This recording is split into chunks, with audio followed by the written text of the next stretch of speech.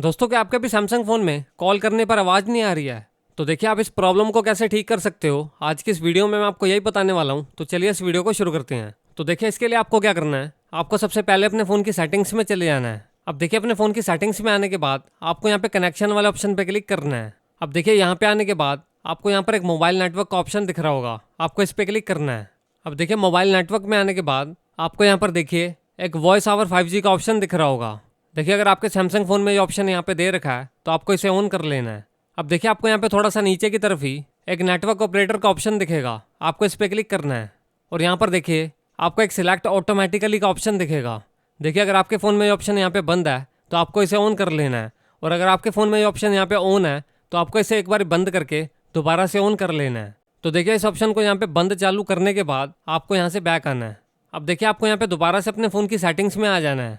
अब देखिए, अपने फ़ोन की सेटिंग्स में आने के बाद अब देखिए आपको यहाँ पे थोड़ा सा नीचे की तरफ आना है। देखिए, आपको यहाँ पे थोड़ा सा नीचे की तरफ ही एक सॉफ्टवेयर अपडेट का ऑप्शन दिखेगा, आपको इस पर क्लिक करना है। अब देखिए, आपको यहाँ पे डाउनलोड एंड इंस्टॉल पे क्लिक करना है।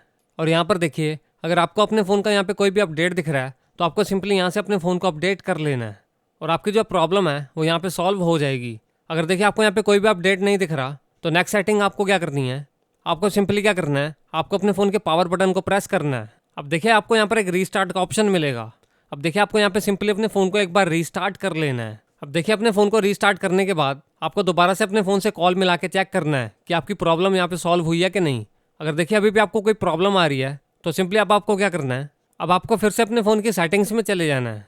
और यहाँ पर देखिए, आपको यहाँ पे थोड़ा सा नीचे की तरफ ही जनरल मैनेजमेंट के नाम से ऑप्शन दिखेगा, आपको इस पर क्लिक करना है। अब देखिए, इस पर क्लिक करने के बाद आपको यहाँ पे थोड़ा सा नीचे की तरफ आना है, और यहाँ पर देखिए आपको रीसेट पे क्लिक करना है।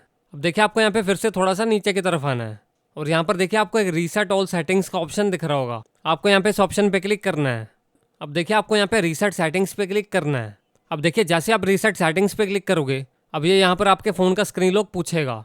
और देखिए, अगर आप अपने फ़ोन की सेटिंग्स को रीसेट करते हो तो इससे आपके फ़ोन से कोई भी डाटा वगैरह डिलीट नहीं होगा, या आपके फ़ोन से कुछ भी डिलीट नहीं होगा, सिर्फ इससे आपके फ़ोन की सेटिंग्स ही यहाँ पे रीसेट होंगी। अब देखिए, आपको यहाँ पे अपने फ़ोन का स्क्रीन लॉक डाल देना है। अब देखिए, फ़ोन का स्क्रीन लॉक डालने के बाद आपको यहाँ पर एक रीसेट का ऑप्शन दिखेगा, आपको इस पर क्लिक करना है। देखिए, इससे आपके फ़ोन की सिर्फ सेटिंग्स ही रीसेट होंगी, आपके फ़ोन से कुछ भी डिलीट नहीं होगा, और आपका फ़ोन यहाँ पर एक बार रीस्टार्ट हो जाएगा। अब देखिए, फ़ोन को रीस्टार्ट होने के बाद अब आपको फिर से अपने फ़ोन से कॉल मिला के चेक करना है। अब आपको जो अपने सैमसंग फ़ोन में कॉल करने पर आवाज़ की जो प्रॉब्लम आ रही थी वो आपकी प्रॉब्लम यहाँ पे ठीक हो जाएगी।